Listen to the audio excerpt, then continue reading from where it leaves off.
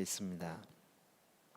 자, 여러분이 그동안 지금 전략에 대한 이야기를 계속 들었습니다. 왜냐하면 지금 우리가 운동성을 가지고 나가야 하기 때문에 어떤 운동성을 갖고 나갈 것인가라는 측면에서 전략에 대한 이야기를 DNA라는 중심으로 나갔습니다.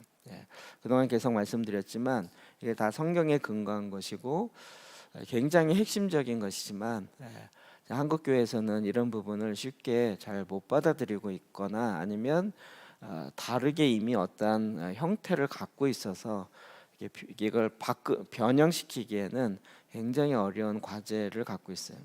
근데 이제 그에 반해서 이제 저와 여러분은 이런 주제로 열심히 달려가고 있어서 좀 이렇게 새로운 영역인 것 같지만 그러나 이제 성경에 다 있는 것이고 그 차원에서 우리가 이런 접근을 하고 있습니다. 자, DNA 그동안 우리가 쭉 살펴봤는데 오늘은 여호수아라는 인물 중심으로 그가 어떻게 이 DNA에 근거한 삶을 살아냈는가 이것을 살펴보면서 오늘날 우리가 어떻게 우리의 모습을 좀 돌아볼 수 있는 시간이 되었으면 좋겠습니다. 자, 여호수아 1장 5절부터 9절까지만 말씀을 먼저 읽읍시다. 시작. 내 평생에 너를 능히 대적할 자가 없으리니 내가 모세와 함께 있었던 것 같이 너와 함께 있을 것임이라. 내가 너를 떠나지 아니하며 버리지 아니하리니 강하고 담대하라. 너는 내가 그들의 조상에게 맹세하여 그들에게 주리라 한 땅을 이 백성에게 차지하게 하리라. 오직 강하고 극히 담대하여 나의 종 모세가 내게 명령한 그 율법을 다 지켜 행하고 우로나 좌로나 치우치지 말라. 그리하면 어디로 가든지 형통하리니 이 율법책을 내 입에서 떠나지 말게 하며 주야로 그것을 묵상하여 그 안에 기록된 대로 다 지켜 행하라. 그리하면 내 길이 평탄하게 될 것이며 내가 형통하리라. 내가 내게 명령한 것이 아니냐? 강하고 담대하라. 두려워하지 말며 놀라지 말라. 내가 어디로 가든지 내 하나님 여호와가 너와 함께 하느니라 하시니라. 아멘. 우리 이제 여호수아라는 인물에 대해 살펴보려고 합니다. 여호수아는 사실 모세에 가려져서 여호수아를 깊이 보는 경우가 이렇게 흔치 않습니다. 근데 여호수아라는 인물은 굉장히 중요합니다. 왜냐하면 모세는 사실 가나안 땅에 못 들어가죠. 결국은 여호수아가 들어가게 되어지고 그리고 이제 그 출애굽한 모든 여정들이 이제 여호수아를 통해서 가나안에 들어가서 일어나는 사건들 이게 이제 이렇게 연결되어지는 차원으로 있습니다. 우리는 여호수아 이렇게 하지만 이게 이제 히브리어는 예수아 이렇게 된 예수아. 우리가 예수님을 보통 예수아라 그러잖아요. 이제 요즘 이제 이스라엘과 히브리어를 좀 아시는 분들이 예수아의 이름으로 기도합니다 이렇게 많이 하고 또 지저스라는 단어 자체가 서양에서는 욕으로도 많이 쓰고 막 이래서 예수아라고 해야 된다라고 얘기하는데 저는 동의는 안 해요. 왜냐하면 언어라는 것 자체가 사용하는 그 빈도와 또 문화에 따라서 굉장히 달라요.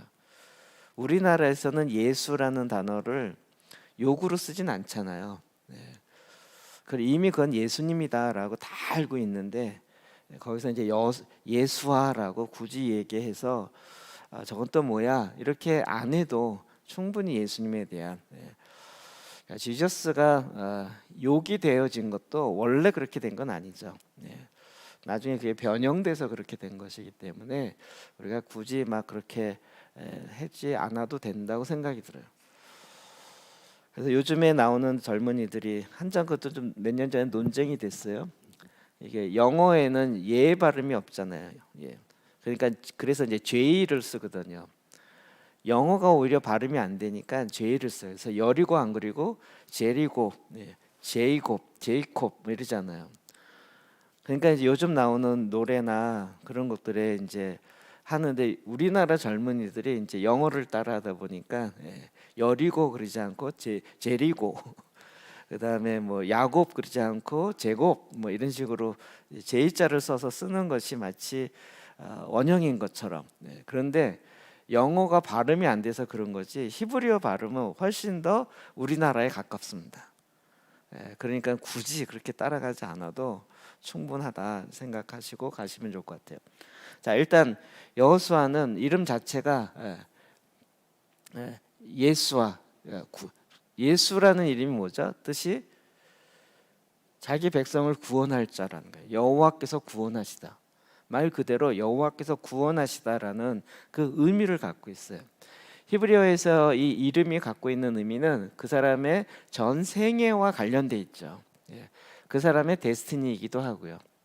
그러니까 여호수아는 이스라엘 백성을 구원해내는 그 사명을 가지고 이미 이름이 지어진 것이고 또 그렇게 그 삶을 살아낸 거죠.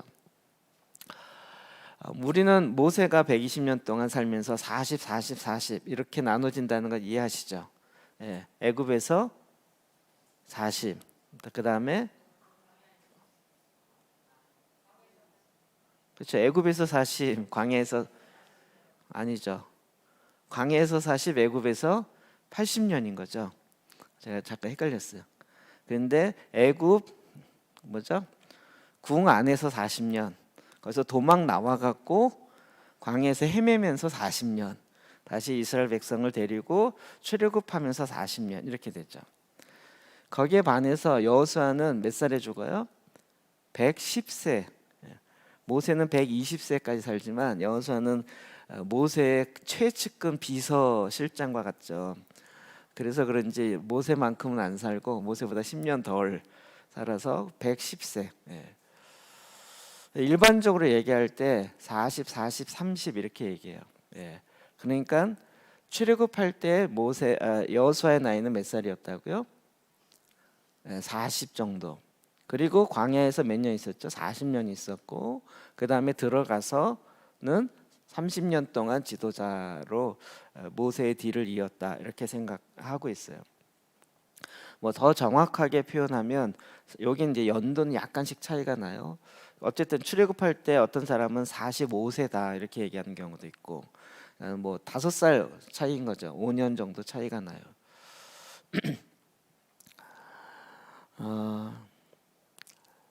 여러분이 여호수아가 모세의 뒤를 이어서 이스라엘의 지도자가 되어서 가나안에 들어가 전쟁을 하는 그리고 그 가운데 하나님의 일하심을 풀어내는 자가 되는 거죠. 여호수아에 있어서는 이게 2대 3대가 넘어가는 게 굉장히 중요한데 모세는 여호수아와 같이 40년을 함께 했었죠. 그런데 여호수아는 그 자기 후임을 못 만들어요. 그 여호수아 시대 다음에 뭐가 되죠? 사사기. 그 사사기를 흘러가면서 결국은 자기의 후임을 못 만들어 놓고 가는 거예요. 그럼 이게 교회나 모임도 굉장히 이게 중요한 겁니다. 자기 때 모든 게 다 이루어지는 경우가 그렇게 흔치 않기 때문에 대를 이어서 가야 할 경우가 많아요. 그러니까 우리가 DNA 통해서 양육적 관계 이런 것들을 갖는 게 굉장히 중요한 겁니다. 성경에 같이 필수적인 요소로 들어오는 거죠.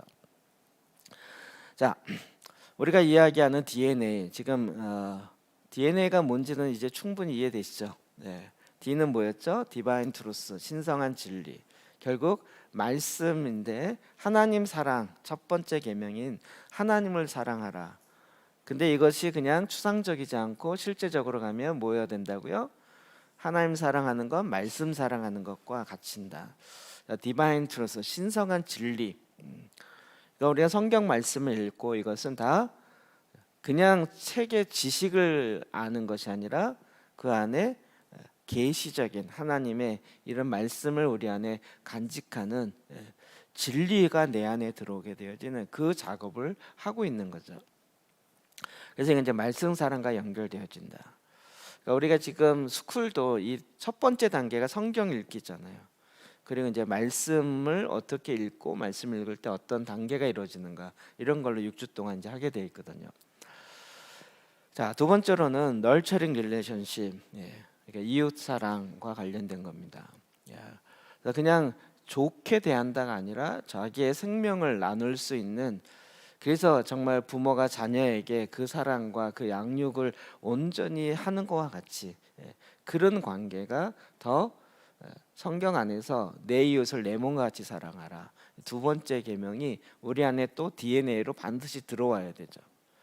DNA 중에 하나라도 없으면 불구가 되거나 기형아가 되는 거예요. 세 가지는 반드시 있어야 됩니다. 그리고 세 번째는 뭐죠? 우리 지난주에 살펴보았던 사도적 사명, 보냄받은 자로서의 사명이다. 이 세 가지가 성경에 가장 하나님도 인정하시고 성경에도 인정하시고 예수님도 그렇게 말씀하신, 그렇죠? 이 세 가지를 성경의 기본 골격으로 해서 우리가 지금 우리의 삶 속에 어떻게 적용해서 나갈 것인가 하는 것들을 풀어내고 있는 거죠. 자, 그러면 여호수아에게 있어서 이 신성한 진리 차원에서 여호수아는 어떻게 이거를 받았고 어떻게 살았는가를 우리는 성경을 통해서 이미 알 수 있습니다. 우리가 오늘 읽었던 본문 7절 8절입니다. 읽어봅시다. 시작. 오직 강하고 극히 담대하여 나의 종 모세가 내게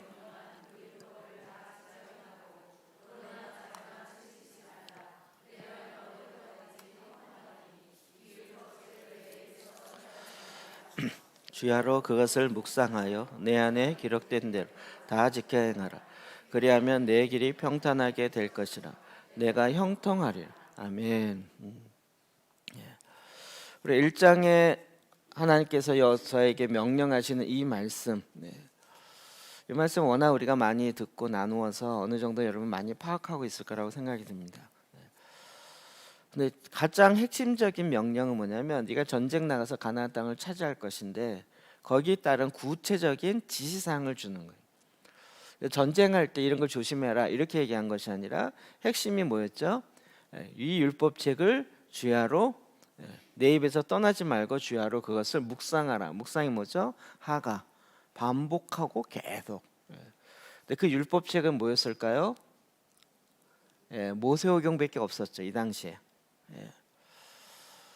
그러니까 그냥 토라라고 이야기하는, 우리가 흔히 얘기하는 모세오경만 갖고 계속 말씀을 묵상하고 살았던 거예요.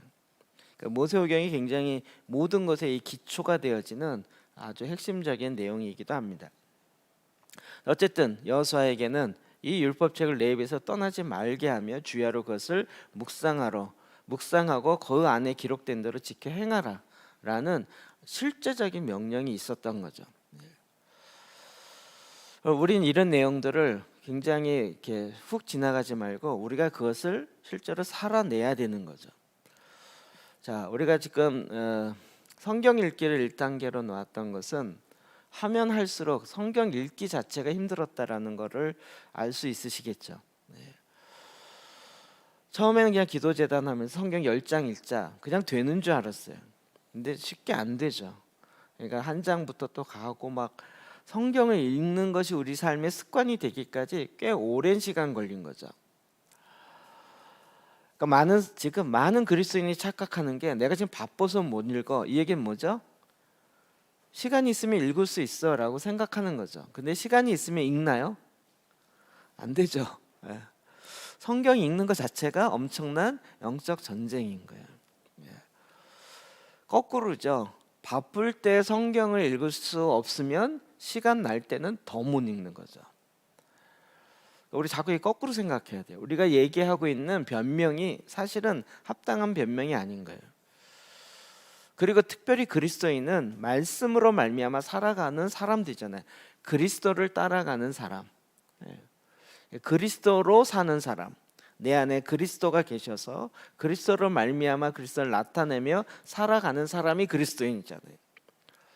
그렇게 놓고 볼 때 우리가 말씀을 모른다, 말씀에 그 안에 온전히 들어가 있지 않다 그러면 엉뚱한 생각과 엉뚱한 삶이 나오겠죠. 그러면 그리스도인이라고 할 수 없는 거죠. 사실은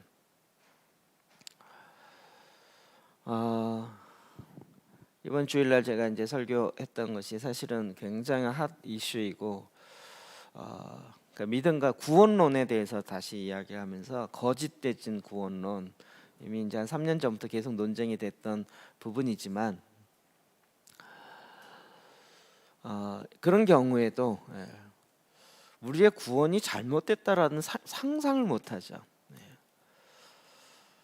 그냥 칭의만 갖고 나 의롭다라고 칭함만 받아도 난 구원 얻었다라고 생각하는 거짓되어진 구원론을 갖고 있으면 이건 난리가 나는 거예요.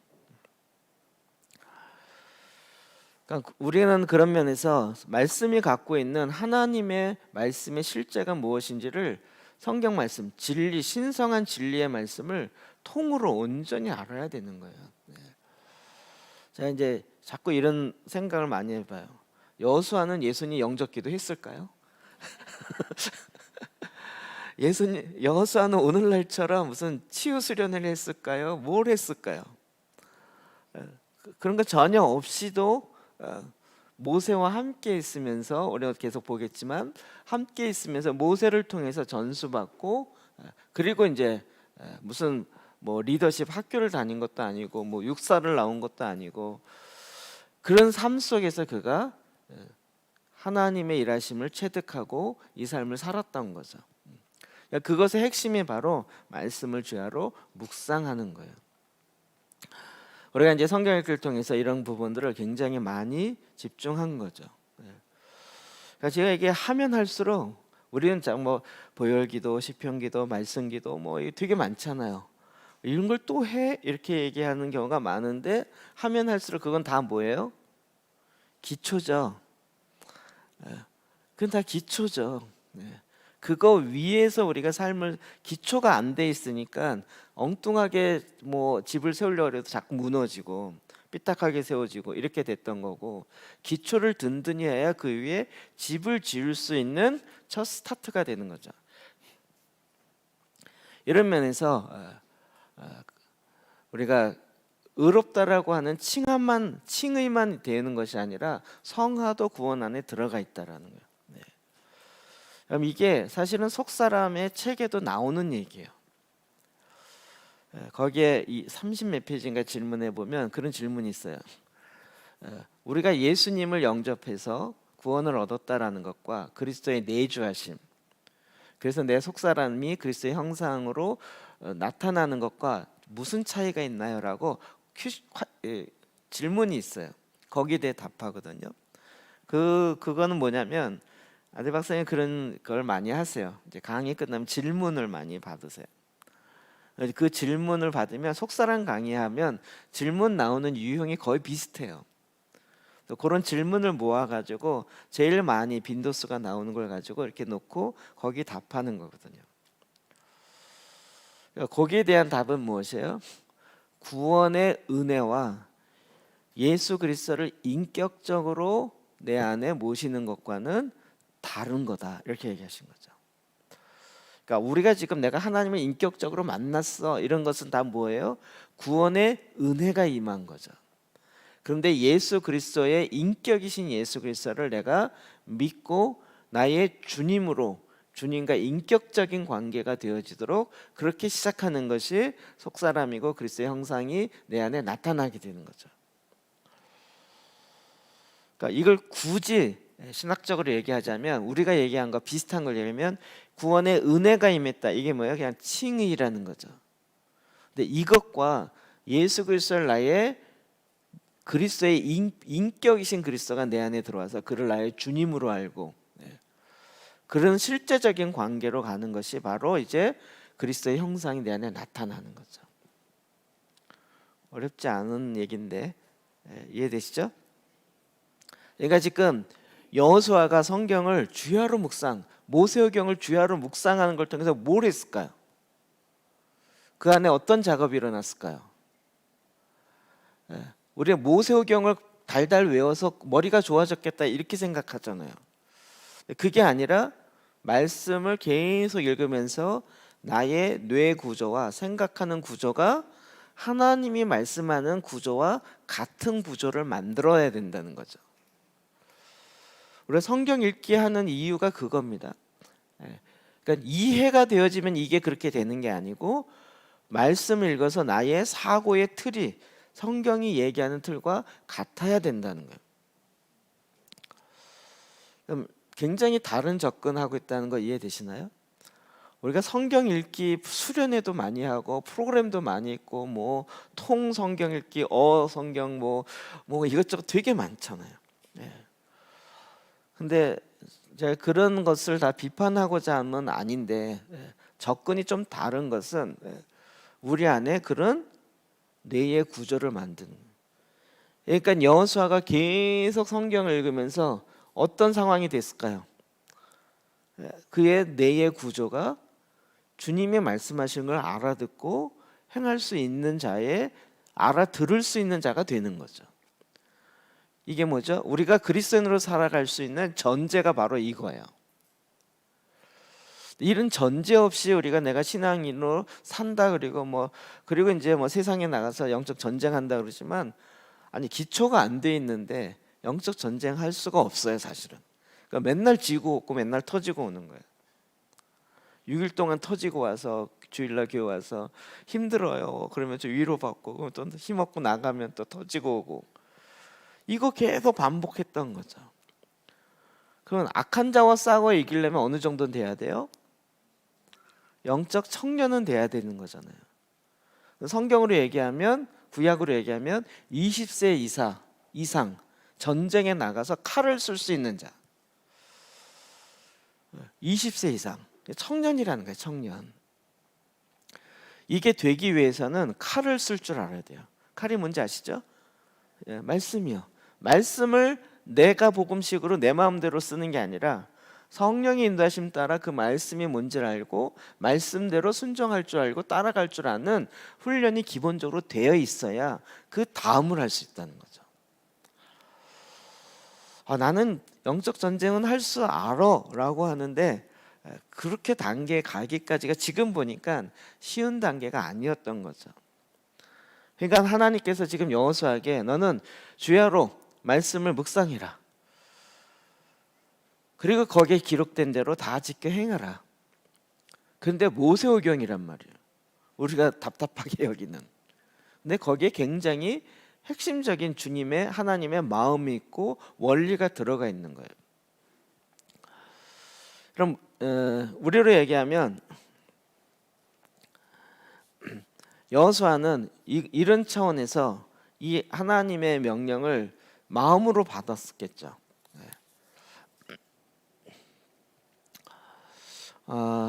이건 우리가 성경 읽기에서 많이 이야기했던 부분이라, 하나님은 지금도 이 부분은, 이건 여호수아니까 이렇다 이렇게 아니라 우리 모두에게 본이 되는 거죠. 기본적으로 우리가 성경 읽기가 내 삶의 패턴으로 잡히지 않으면 그 위에 뭔가 봉사하거나 다른 것을 할 생각을 좀 접어놓는 게 낫지 않을까요? 제가 감히 이렇게 얘기하는데, 그러니까 우리가 왜 보통 봉사하다 금방 지치고, 봉사가 잘못된 거 아니에요. 그렇죠?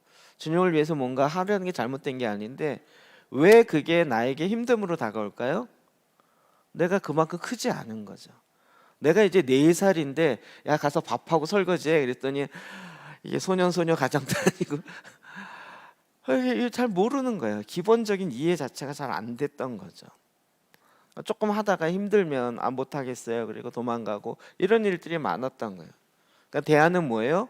더 말씀을 묵상해야 되는 거죠. 더 잘 알았어야 되는 거죠. 여호수아는 이런 훈련들이 굉장히 많이 있었습니다. 특별히 이제 출애굽기 12장 13절 볼까요? 시작. 내가 애굽 땅을 칠 때 그때 비가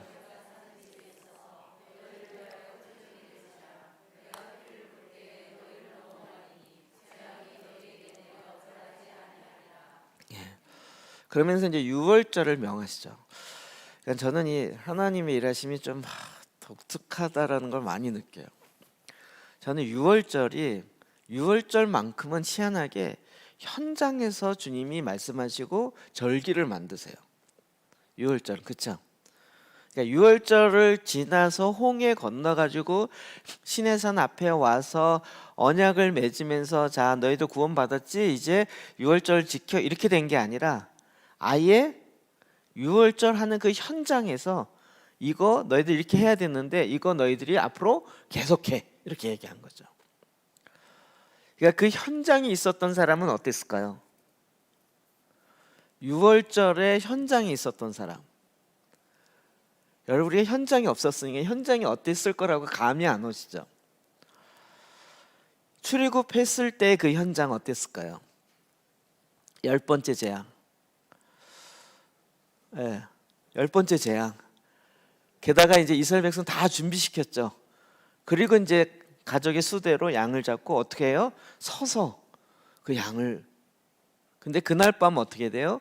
하나님의 사자가 와서 첫째 된 거는 다 심판한 거죠. 근데 이게 뭐 어떤 상황인지 아시겠죠? 제가 전에 한번 이걸 설교했었는데 저 설교하면서 소름 끼치더라고요. 이스라엘 가족이 모여서 야, 이게 알고 있잖아요.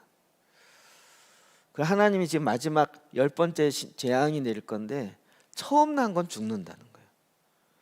근데 어떤 집은 안 죽어요? 피를 문 지방과 인설주에 바른 그 집은 안 죽어요.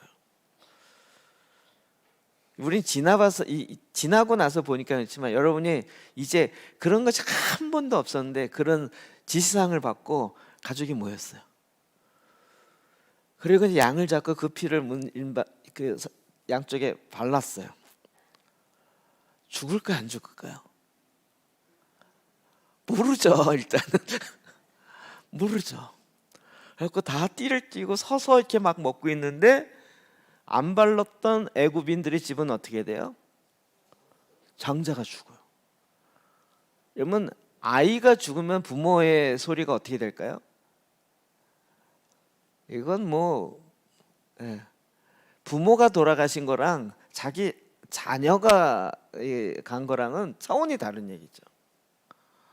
진짜 애굽의 전역이 곡소리가 나는 거죠. 여러분, 그런 가운데서 여러분 지금 양을 먹고 있어요. 고기를. 특히 누가 떠올까요? 장자. 제가 보기엔 숨도 잘 못 쉬었을 것 같아요. 이게 소화도 안 됐을 것 같아요. 이거 뭐 나도 죽을 수 있다는 거죠. 나도. 근데 안 죽을 수 있는 유일한 건 그 피를 바른 건데 그게 내가 안 죽는다는 보장이 어디 있냐고요. 그렇게 말씀하셨으니까 따라했을 뿐이지. 근데 일반적으로 여호수아가 누구였을까요? 장남이었을 거라는 거죠. 여호수아가 출애굽할 때 몇 살이었어요? 40살이나 45세. 그러니까 어린 아이가 아닌 거예요.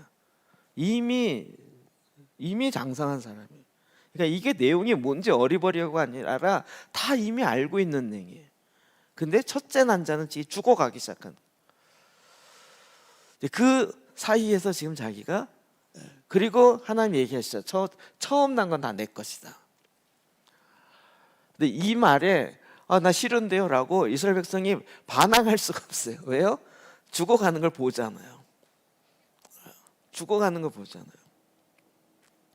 그러니까 여러분, 그 안에, 그러니까 제가 보기에 여호수아는 유월절이 뭔지를 피부로, 삶으로 느낀 거죠.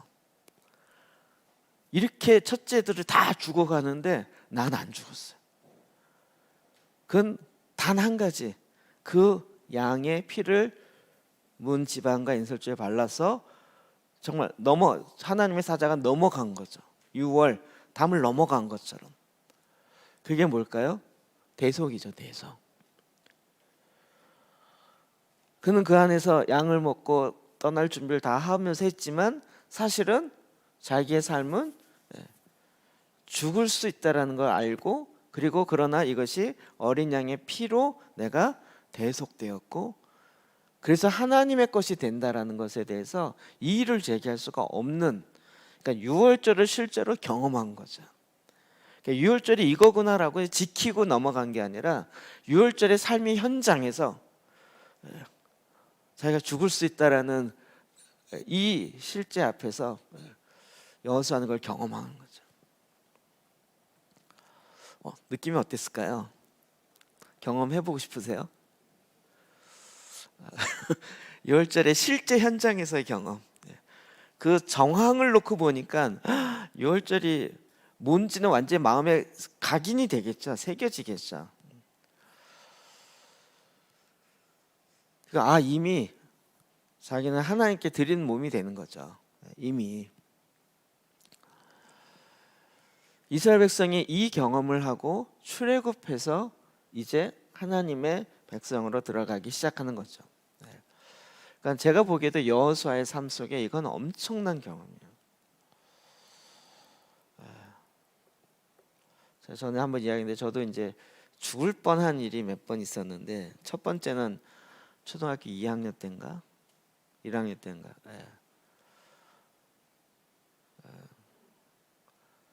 초등학교 1학년 때였던 것 같아요.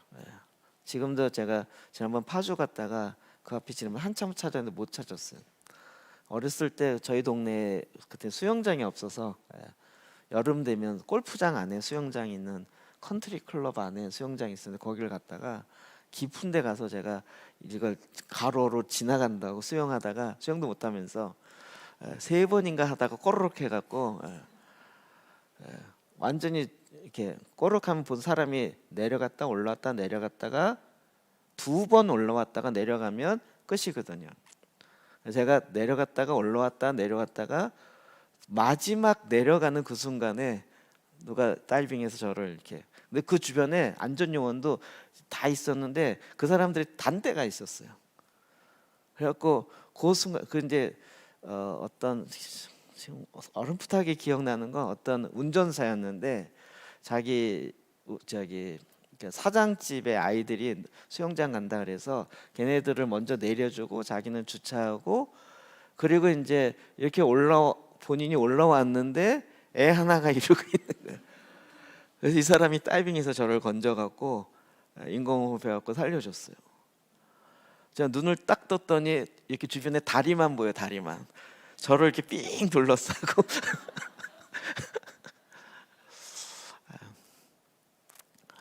그래갖고 막 응급 차에 실려갖고 저기 병원에 가서 뭐 했던 기억이 나요. 그래서 지난번에 파주 근처 가면서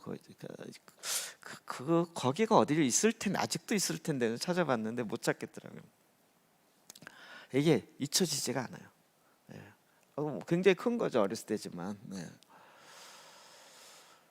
근데 여러분 여호수아가 이 경험을 잊겠냐고요?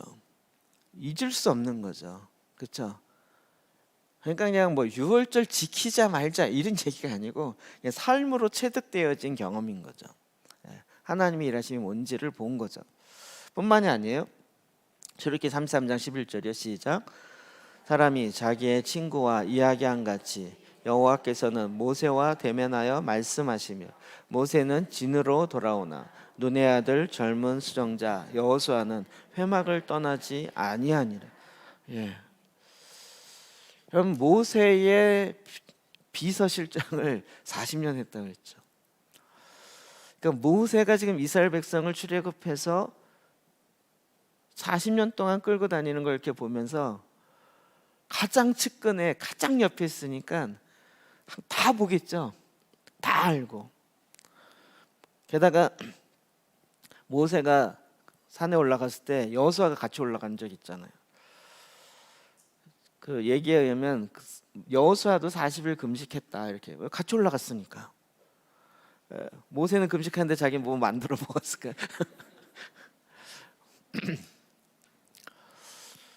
그러면서 여호수아의 그 삶 속에 각인이 된 거죠. 모세가 모세 될 수 있는 건 저 회막에서 하나님의 말씀을 듣고 들은 말씀을 전함으로 하나님의 역사가 일어나는 것을 최측근에서 가장 잘하는 거죠. 그러니까 자기가 지금 뭘 배워야 된다는 걸 아는 거죠. 모세를 쫓아다니면 되는 게 아니라 모세의 삶 속에 있었던 가장 핵심적인 거예요. 이걸 쉽게 얘기하면 모세의 뭐가 됐어요? 기도재단이 있었던 거죠. 여호수아도 쫓아다녀 보니까 이게 쫓아만 다니는 게 아니라 나도 기도재단을 세워서 주님을 직접 만나며 돼야 되는 거죠. 근데 제가 이제 이번에 이걸 다시 이렇게 보면서 영적 원리가 있겠다. 그래서 제가 뭐 한양대 집회했을 때 3.1체 글로벌 컨퍼런스 했을 때 그 끝나고 나서 얘기가 들려왔어요. 그때 성령님의 방문이 있었다, 비지팅이 있었다 그랬잖아요. 아주 독특한 거예요. 성령의 임재랑은 전혀 차원이 다른 거예요.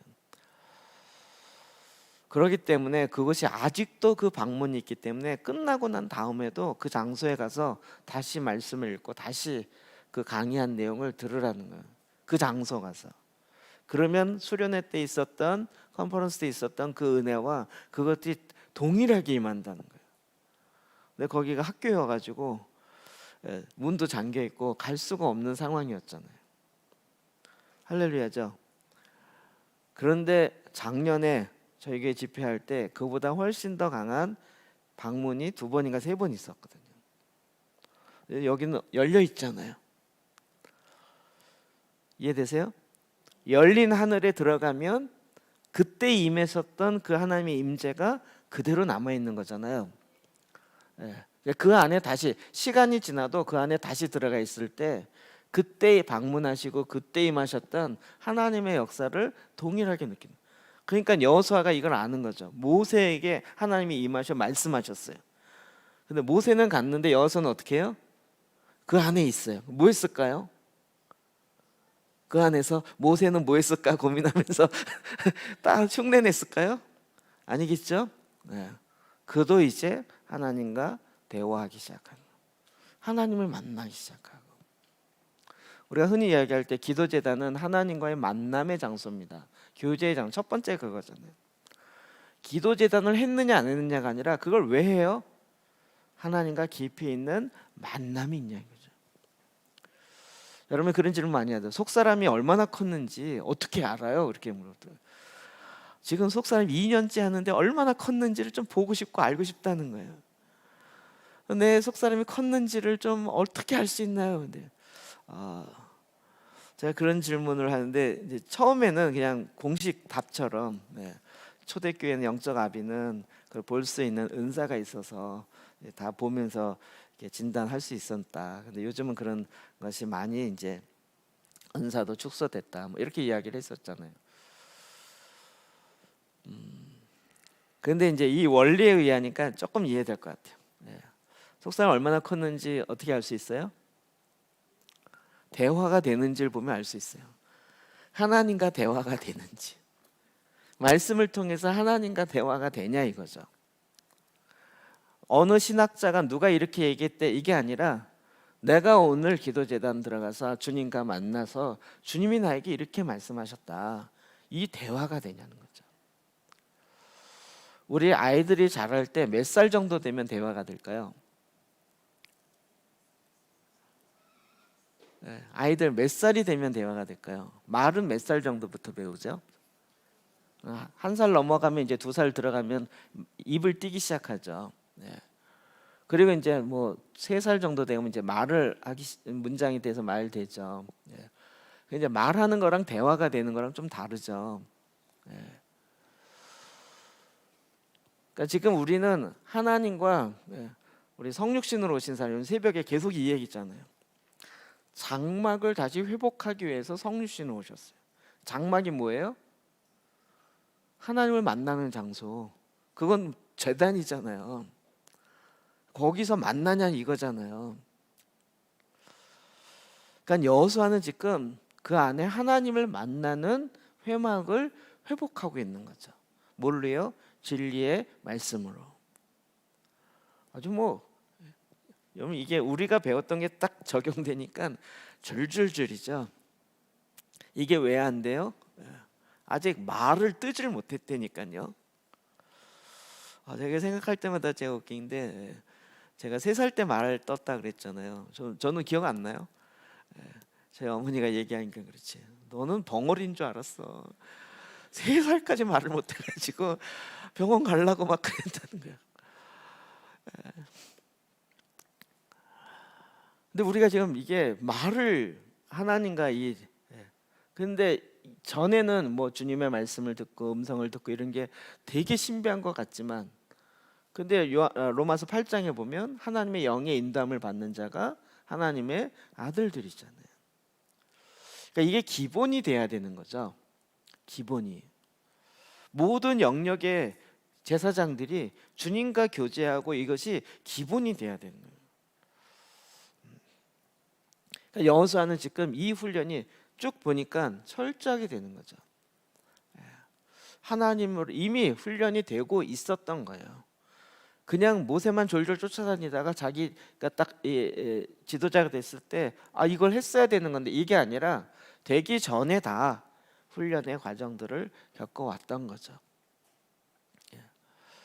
정말 하나님을 사랑하고 그 진리의 말씀 위에 서 있는 여호수아가 된 거죠. 그러니까 우리도 이 부분에 있어서 철저하게 이게 돼야 되는 거예요. 성경을 갖고 언제까지 이렇게 읽어야 되냐요? 이건 뭐 끝이 없어요. 자, 그러면 양육적 관계는 기본적으로 모세와 그런 관계가 됐겠죠. 자, 5절부터 볼까요? 시작. 내 평생에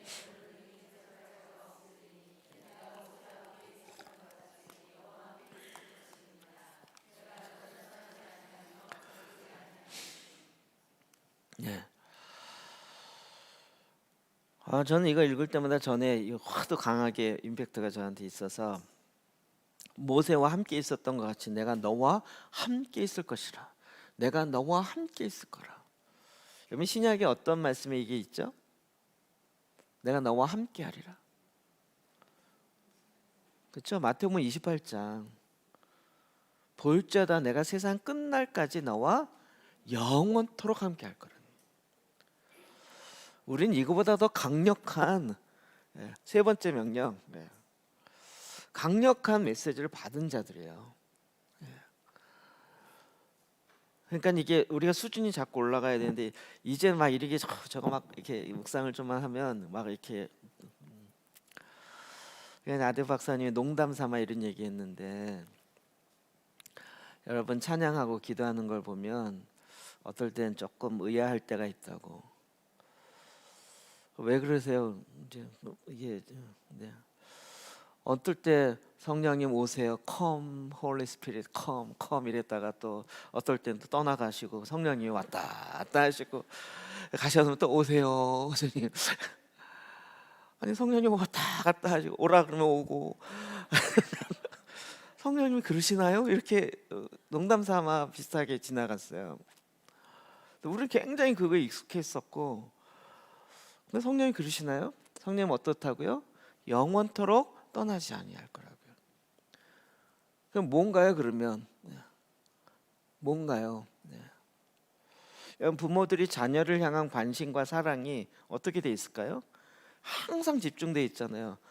거리를 두고서 항상 이렇게 텔레파시부터 시작해서 뭐 상황이 달라도 늘 집중하고 있잖아요. 우리도 그런데 성령께서는요 우리 안에 거하시는 거죠. 그러니까 성령이 충만한 게 안 되다가 되는 게 아니라 충만한 상태로 항상 유지하다가 어느 날 갑자기 순간적으로 이 평강이 없어. 그럼 이거 뭐지? 딱 캐치가 되는 거예요. 그럼 반대로 어쩌다 성령 충만해가지고 이게 뭐지? 이렇게 되면 곤란한 거죠. 이게 알면 할수록 기준이 올라가는 게 참 저희로 하여금 힘든데 어쩔 수 없어요.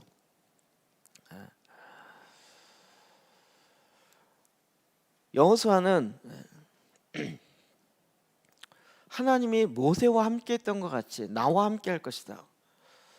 그래서 40년 동안 어떻게 하나님께서 모세와 함께하신 실제로 본 거죠. 이게 막연한 얘기가 아니라 최측근에서 그렇게 나와 함께할 것이다. 이게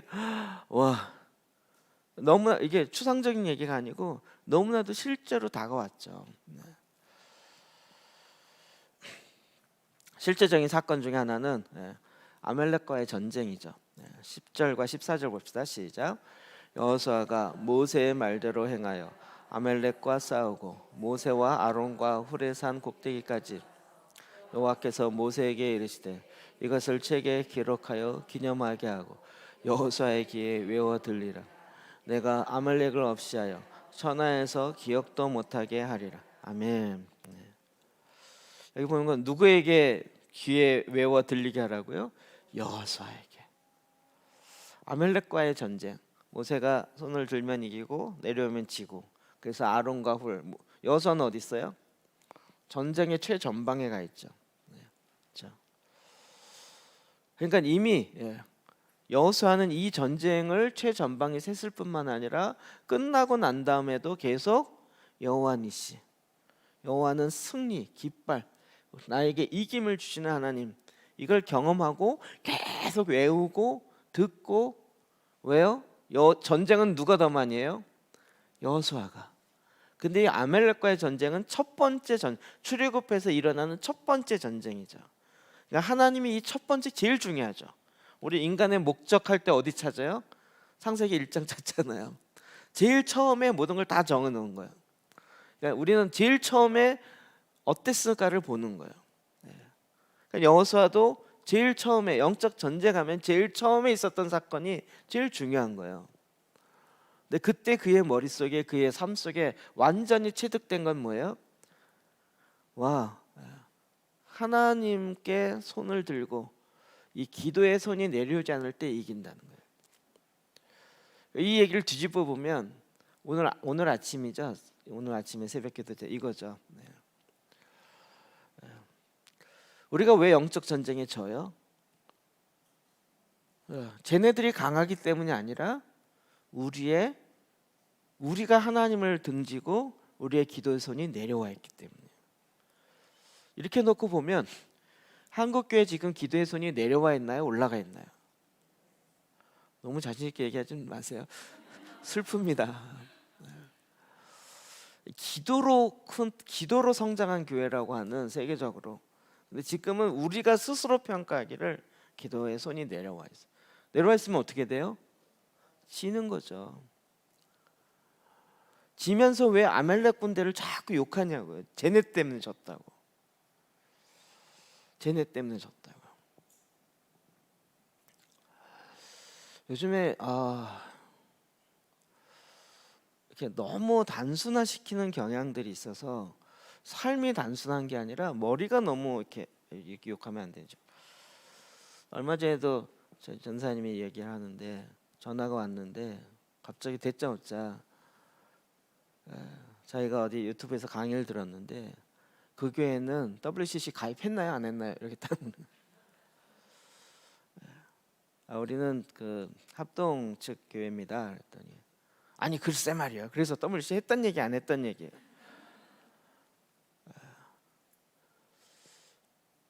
WCC의 배경과 역사와 이런 걸 전혀 모르는 상태로 지금 딱 그게 하나의 잣대예요. 하냐 안 하냐 이거. 제가 막 욕을 하고 싶을 정도인데 그걸 죄송합니다. 절제가 안 되네요. 그러니까 지금 약간 그런 잣대로 자꾸 생각해요. 그래서 결국 이 모든 건 WCC를 부산에서 집회를 했기 때문에 그렇다는 거예요. 그 사람은 상황을 끝나고 나서도 한참 지난 다음에 알고 나서 이거 하나 갖고 본인이 다 다니면서 잣대로 거기에 가입한 교회 어쩌고 안 난다 어쩌고 이렇게 본인이 규정을 다 하고 심판 다 하고 다녀요. 근데 딱 우리식으로 얘기하면 그 사람 성경 읽을까요? 솔직히 말하면 성경의 말씀대로 순종하느냐 안 사느냐 이게 아니고 WCC 가입했냐 안 했냐 이거 하나만 가지고 칼을 막 날리면서. 물론 제가 그 가입한 게 좋다 나쁘다 뭐 이런 차원의 이야기를 하려는 건 아니에요. 근데 하여튼 그런 한두 가지 이 기준 이거 가지고 그냥 들이대면서 여러분 정말 우리에게 필요한 것은 아말렉 군대를 뭐라 그러는 게 아니라고요. 우리는 계속 우리의 시선을 하나님께 집중해야 돼요. WCC 가입했냐 안 했냐를 막 뒤지고 다니면서 거기에 시간과 에너지를 뺏긴다면 아니면 우리가 거기에 우리의 분노를 분노의 마음을 주니까 어떻게 돼요? 하나님의 임재를 떠나가게 하는 거죠. 우리는 지금 사실은 바쁘죠. 성경 읽기 바쁘고 시편 기도와 보혈 기도와 하기 바쁘잖아요. 우리가 해 나가야 할 것을 하기에도 지금 너무 바빠요, 사실은. 네. 이게 뭐냐면 뭔가가 부정적으로 잘못됐다 이것을 막 얘기하고 지적할 시간도 없어요. 왜냐하면 내가 지금 달려갈 길이 있고 표대가 있고 저걸 향해서 지금 달려가기에도 시간이 바쁜데 이 뒤에서 뭐 이게 옳으냐 그르냐 이걸 따지고 가자 이럴 시간 자체가 없어요. 네. 그 심판은 하나님께 맡기고 그 하나님은 알아서 하실 거니까 심판의 권한은 우리에게 있는 게 아니잖아요. 어쨌든 맡기고 우리는 지금 내 표대를 향해 달려가야 되는 거죠. 여호수아는 계속 영적 전쟁 가운데서도 보니까 이번에 장막 제가 그 교재를 만들면서도 다시 이렇게 집중해서도 보니까 야 이게 에덴에서부터 시작해서 에덴이 뭐라고요? 하나님을 예배하는 성전의 모형이라고요. 하나님의 영으로 충만해서 하나님과 대화 소통하기 전혀 어려움이 없었던 곳. 범죄는 무엇이에요? 그게 끊어진 거죠. 아브라함을 통해서 기도 제단이 뭐예요? 하나님을 만난 거예요. 하나님을 예배하는 에덴이 회복되는 거예요. 모세를 통해서 성막이 세워진 게 뭐예요? 이제 국가적 차원에서 하나님을 만나는 거예요. 그러니까 제사장 나라를 세우고자 했는데 제사장 나라를 세우려고 하는 목적은 또 뭐였죠? 제사장 나라를 통해서 이스라엘 니네들 진짜 선민이고 탁월하다 이 얘기하려고 하는 게 아니라 열방이 다 이 축복을 다 받아 누리게 하려고요. 그리고 궁극적으로 뭐예요? 열방이 다 하나님의 나라가 되게 하는 거예요. 이스라엘만 특별해서가 아니라 이스라엘에게 통로가 되는 사명. 근데 이제는 그 얘기를 누구에게 맡겼어요? 저와 여러분에게. 그래서 우리에게 유업을 다시 회복할 수 있도록 아브라함의 유업을 이어받을 자로 아브라함의 언약 백성이 되어서 이거 진짜 귀에 외워서 귀에 들리고 시험 봐야 될 것 같아요. 달달달. 여호수아는 계속 모세를 통해서 함께 했을 때 일어났던 그 한 말씀 하나가 모세 때 끝난 게 아니에요. 모세의 손이 올라갔던 이겼고 내려와서 나는 모세가 아니기 때문에 손 올려도 상관없을 거야 이렇게 생각하는 건 큰 오산이라는 거죠. 영적 전쟁의 첫 번째가 이거라면 우리도 지금 이 일을 함에 있어서 반드시 전쟁할 일이 오는 거죠. 내부적으로 외부적으로. 그것을 싸워 이길 때 거기에 하나님의 전리품 빼앗겼던 것들을 다시 찾아오고 그리고 거기에 하나님이 거하실 수 있는 거처를 만드는 거죠. 속사람으로 얘기하면 잉태된 것으로 끝나는 것이 아니라 돌파를 가야 된단 말이에요. 부닥쳐서 그걸 뚫고 나가야 그 다음에 하나님의 일하심을 나타나게 되는 거죠. 그래서 제가 기도재단 이렇게 전에 배워갔던 분이 저한테 계속 카톡을 보내세요. 반응은 안 하고 있는데 성경에 근거한 나라를 위한 기도 그래갖고 마태복음에 뭘 근거해서 기도 뭐 이렇게 나오는데 그러니까 말씀으로 기도하라 그랬더니 그렇게 이제 공식처럼 대입하시는 거예요. 제가 보기엔 아무 영향가 없어요.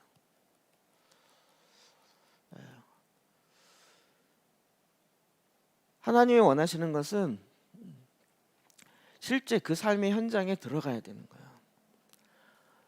마치 옛날처럼 저 뒤에 후방에서 그냥 포에다 대포알 넣고 뻥 쏘고 그냥 말씀에 넣고 퐁 쏘는데 어디다 쏘는지 몰라 그냥 넣고 뻥 쏘가지고 말씀이 능력 있으니까 터지면 뭔가 사탄이 우리 적군이 죽겠지 이런 개념으로 펑펑 쏘는. 이제는 죄송한 표현인데요. 사탄도 다 알아요. 사탄도 말씀을 잘 알아요. 삶의 현장에서 정확하게 보고 정확하게 싸워야 되는데 그게 아니라 그냥 펑펑 쏴대는 거예요. 말씀 기도 가지고. 여러분이 삶의 현장에서 구체적으로 들어가야 되는 거예요. 여호수아는 그거를 진짜 몸으로 배우는 거죠. 몸으로. 여호수아 1장 다시 한번 봅시다. 제가 관련된 거 모세와 관련된 것만 좀 끊었습니다. 시작. 여호와께서 모세의 수종자 눈의 아들 여호수아 내 종 모세가 죽었으니 이제 너는 이 모든 백성과 더불어 일어나 내가 모세에게 말한 바와 같이 내 평생에 너를 능히 대적할 자가 없으니니 내가 모세와 함께 있었던 것 같이 너와 함께 있을 것입니다. 나의 종 모세가 내게 명령한 그 명령을 다 예. 모세에게 명령한 거 다 지켜야 해요. 그러니까 하나님이 이 관계를 만들어 간 거죠.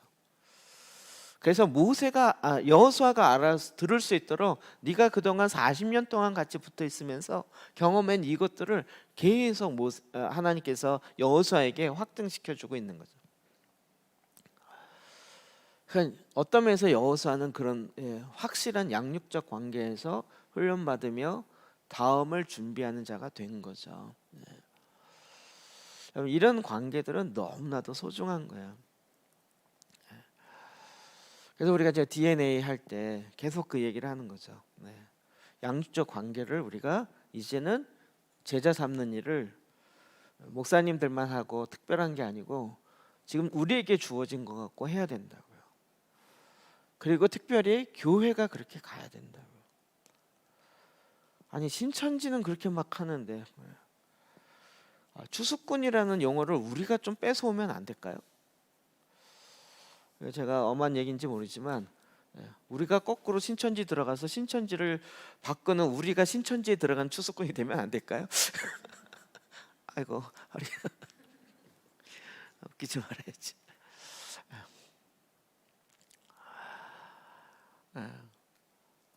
그러니까 우리는 이런 면에서 거기가 쓰기 때문에 우리는 안 써 이런 얘기가 아니고요. 성경 있는 전략이니까 말씀이니까.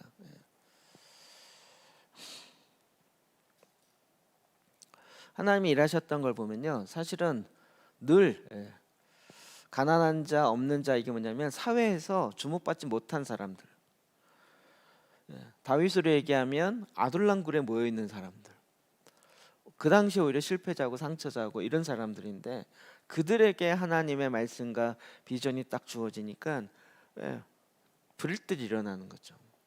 그러니까 지금도 마찬가지예요.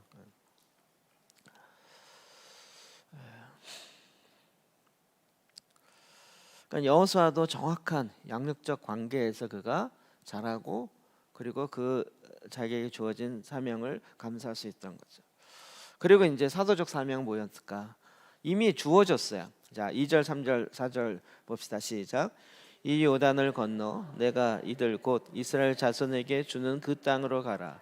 모세에게 말한 바와 같이 내 발바닥으로 밟는 것은 모두 내가 너희에게 주었노니 곧 광야와 이 레바논에서부터 큰 강 곧 유브라데 강까지 해쪽 속의 온 땅과 또 해지는 쪽 대해까지 너희의 영토가 되리라. 아멘.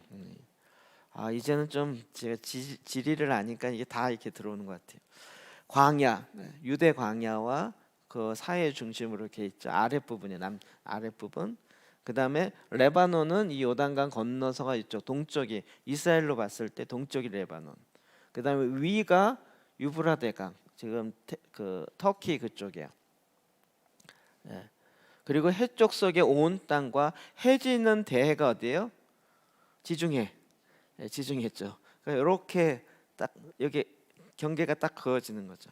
다 너의 영토가 될 것이다. 그러니까 여호수아에게는 우리는 이 전에는 이런 지명을 몰랐을 때는 그냥 대충 이만큼 차지하라는 건가 보다 그러는데 하나님이 정확하게 경계를 주어준 거예요. 너 이것을 다시 회복해라. 그럼 이게 보니까 하나님이 아담부터 시작해서 계속 내려왔던 거죠. 땅을 차지해라. 여러분, 그리고 이 명령 사실은 제일 처음에 누구에게 줬어요? 아브라함이요. 언약 맺을 때 18절 봅시다. 시작. 그날에 여호와께서 아브라함과 더불어 언약을 세워 이르되 내가 이 땅을 애굽 강에서부터 그 큰 강 유브라데까지 내 자손에게 주는. 애굽 강 그 남쪽, 아까 광야라는 그 제일 끝자락이 애굽이 연결돼 있잖아요. 거기서부터 어디요? 큰 강 유브라데 위에 경계 같죠. 이쪽은 바다고 이쪽은 레바논이고 이렇게 경계. 그래서 이쪽에 이제 갓지파와 그 므낫세 반지파가 이쪽 요단강 건너편에 자리 잡잖아요. 그러니까 이게 결국 아브라함과 언약 맺어서 주겠다라고 했던 그 언약의 메시지가 지금 여호수아 때 계산해 보니까 약 635년인가 지난 다음이에요. 그 계명을 다시 주는 거예요. 제가 이거 저의 이제 해석이긴 한데, 하나님은 처음에 모든 걸 다 말씀하셔요. 성경의 일반적인 원리인 것 같아요. 그러니까 지금 한국의 데스티니가 뭡니까라고 자꾸 이제 물어보는데, 하나님께 직접 받아서 이렇게 갈 수도 있지만 하나님이 이미 줬다라는 거죠. 상당 부분. 그게 어디에 있어요? 처음에. 그러니까 처음 이 나라를 세울 때에 그 사람들이 무슨 기도를 했느냐, 하나님께 어떻게 언약적 관계를 하면서 했느냐가 굉장히 중요한 거였어요. 우리가 그걸 많이 놓쳐버렸잖아요. 그러다가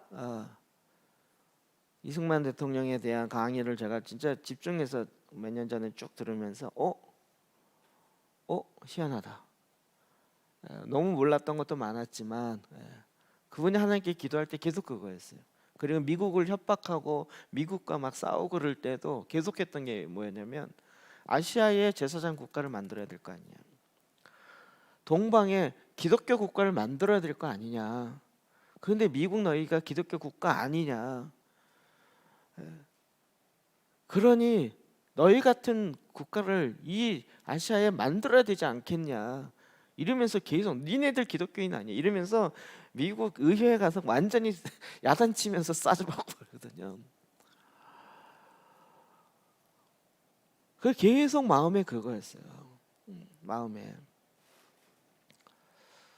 그래서 했던 것이, 해방되고 나서 국가 장학금으로 다음 세대를 길러야 된다 그래서 유학 보내가지고요, 미국의 대학에 연결해서 유학 보내가지고 사람을 길러내는 작업을 꽤 많이 했더라고요. 그때 그 장학금 받았다고 얘기하는 사람이 요즘 연세 많으시는데 나타나는 거예요. 이제는 우리가 이걸 풀어야 될 때가 아닐까, 이 생각이 드는 거죠. 그러면 이제 물어야죠. 제사장 국가가 됩시다가 아니라 제사장 국가 된다는 게 뭐냐, 이렇게 물어야 되는 거죠. 그럼 그 답을 어디서 찾아요? 또 성경에서 찾아야죠. 하나님께서 모세와 시내산에서 언약 맺으면서 출애굽기 19장 5절에 너희가 나의 제사장 나라가 되겠냐, 내가 너희 하나님 되고 너희는 나의 백성이 되겠냐라고 했을 때 그들이 아멘 그랬잖아요. 다 우리가 지키겠습니다.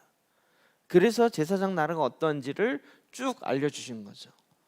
제사장 나라의 가장 중요한 게 무엇이에요? 성막이요. 하나님과 소통하는 거예요. 열방이 다 하나님과 소통이 되어야 하나님으로부터 오는 그 은혜와 축복들이 충만하게 갈 거잖아요. 이런 제사장 나라가 기독교 국가가 되는 게 아니라 하나님과 소통되어 줄 수 있는 그 하나님의 법의 원리를 우리가 찾아와야 되는 거죠.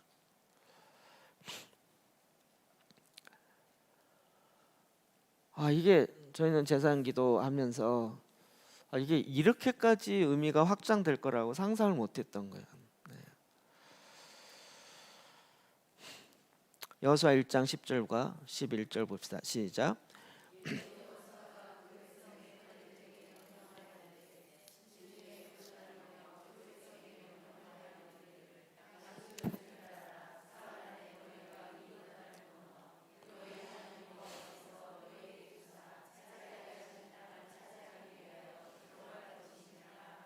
아멘. 보통 여호수아의 생애 가운데 아까 얘기한 것처럼 45세에 출애굽했을 경우에 40년, 그러면 이제 85세에 지도자가 되는 거죠. 40년 있었으니까. 근데 이제 정탐꾼 중에 여호수아가 들어가죠. 그건 출애굽해서 약 2년이 지났을 때거든요. 그러니까 45세에 출애굽했다 그러면 47세에 그는 12명의 정탐꾼 중에 한 사람이 된 거죠. 그렇죠? 그래서 이미 가나안 땅을 들어왔다가 나온 사람이 된 거죠.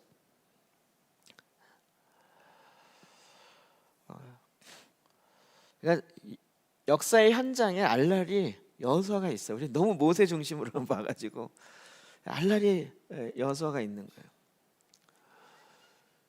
일찌감치 그의 마음속에 보냄받은 자의 사명을 갖고 있었던 거죠. 그리고 이제 우리가 잘 아는 것처럼 10명은 부정적으로 얘기했지만 갈렙과 여호수아는 아니라 하나님 우리에게 주신 땅이다. 그렇게 믿음으로 보였고 그것을 결국은 그렇게 고백했던 사람을 통해서 하나님의 일을 실제로 감당하게 된 거죠. 제가 이제 오늘도 새벽 기도제나 이렇게 하는 걸 보면서 요즘 좀 어렵게 느껴지시는구나. 이렇게 글이 잘 안 올라오세요. 읽고 거기 있는 지금 설명이 다 책에 있는 내용이에요. 성육신 오신 사랑의 아들 박사님이 했던 내용이에요. 근데 그것을 읽고 저도 이해하는데 한참 걸려요. 그래서 이거구나. 그리고 이제 쓰게 되는데 성육신이 우리의 장막을 거처를 회복하기 위해서 오신 것이다. 지난주에는 치유를 수치를 고치기 치유래 수치와 치욕을 걷어가기 위해서 성육신 하신 것. 그 다음에 이번 주는 이게 뭐 시리즈로 계속 나가요. 이번 주는 거처를 다시 마련하게 하기 위해서. 그러니까 이게 또 생각이 저는 이게 이렇게 엎치락뒤치락 하면서 이게 막 왔다 갔다 하는 거죠. 결국 하나님이 첫 번째로 우리에게 원하셨던 건 거처를 마련하는 거예요.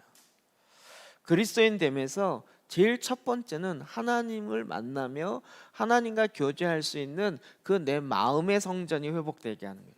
우리가 그걸 기도재단이라고 얘기한 거죠.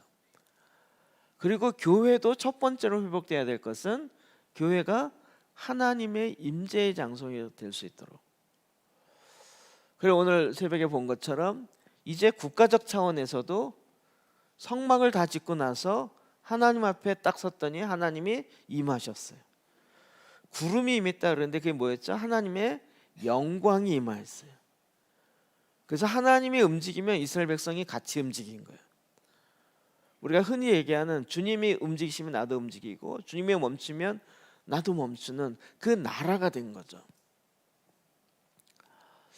와, 아버지가 이걸 원하셨구나.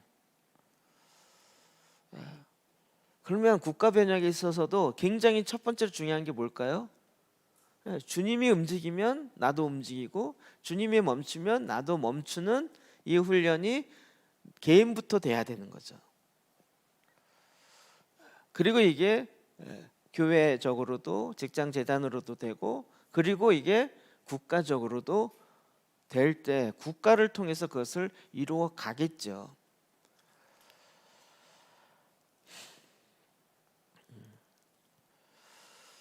하나님은 지금도 이 부분을 포기하지 않으셨구나 이 생각이 드는 거예요. 이런 얘기하면 너무 크죠. 근데 거기서 끝나는 게 아니라 성경의 역사를 봤더니 이스라엘이라는 나라는 그걸 제대로 했어요, 못했어요? 못했죠. 결국 다윗 때 이루었지만 그 다음에 계속 갈라지고 북이스라엘 남유다 다 망하게 되었죠. 그런데 하나님의 뜻은 취소가 됐을까요? 안 되겠죠. 그럼 아까랑 연결해서 이스라엘도 회복하지만 모든 열방이 그렇게 되기를 주님은 지금 바라시는 거죠. 그렇게 돼서 그 다음은 뭐예요? 그 다음은 열방이 그렇게 하나님의 영광으로 물이 바다를 덮은 같이 모든 열방이 다 하나님의 영광으로 온전케 되어지는 거예요. 그리스도 안에서 충만케 되어지고 통일되게 하려는 거예요. 근데 그 다음 단계까지 못 나간 거예요. 근데 제가 오늘 새벽에 갑자기 그 다음은 뭐지? 그러는데 다음이 생각이 나는 거예요. 전에는 나라가 그렇게 되는 게 가능하리라고 생각하세요? 여러분 믿으시나요? 저 잘 믿어지기가 쉽지 않아요. 그런데 이게 생각은 할 수 있잖아요. 나라가 그렇게 되는 것뿐만 아니라 이스라엘이 그렇게 돼서 결국은 어떻게 되기를 원했다고요? 열방의 모든 나라에 하나님의 축복이 다 흘러가는. 그래서 결국은 온 지구가 교회되기 원한다 이렇게 얘기 드렸잖아요. 우리는 지금 나라를 회복하는 것뿐만 아니라 온 지구가 다 하나님의 영광으로 하나님의 임재로 완전히 차버리는, 그렇게 되기를 그리고 있는 거 맞으시죠? 이게 될 것 같으세요? 우리는 안 될 것 같은데 하나님은 하시겠다고 한 거죠. 여기서 우리가 지금 아브라함 같은 믿음을 보여야 되는 거죠. 갈 바를 알지 못하고 안 될 것 같은데, 어딘지 모르는데 그냥 가라니까 가고 서라니까 서고, 여기다 그러니까 여기구나 그랬는데 이루어지는 건 630년이 지나야 여호수아가 들어가고, 그리고 한참 또 지나야 다윗 때나 돼서 그 맺은 언약의 땅을 그때서야 비로소 차지하는. 그래도 하나님이 이루세요. 하나님의 지독함은 600년이 지나도 그 기억을 잊지 아니하시고 어떻게 해서든지 그것을 이루어내세요. 그렇다면 한국은 안 이루시겠냐는 거죠. 저와 여러분을 통해서 이 DNA를 회복하려는 게 뭐구나라는 것을, 이게 굉장히 중요한 핵심인 거죠. 우린 이런 거를 전혀 모른 채 전략과 그다음에 하나님의 뜻과 이런 거 모른 채 그냥 무조건 신앙생활하고 열심히 교회 생활하면 된다, 뭐 이렇게 생각했는데 아닌 거예요. 하나님의 원하는 정확한 그림이 있었어요. 요한복음 17장 예수님이 제자들 위해서 기도하면서, 아버지여 저들을 거룩하게 하옵소서.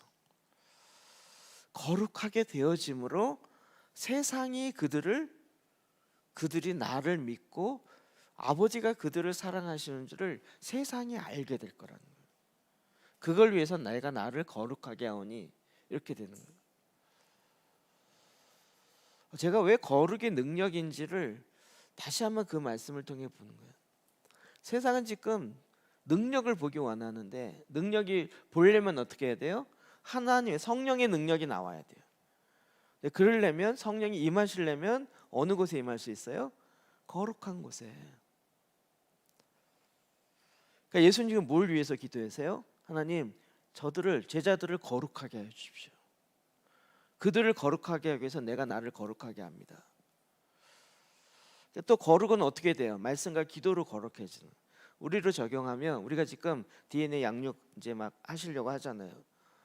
이 사람 잘 커서 잡아먹는 게 아니고, 그를 위해서 뭐라고 기도해요?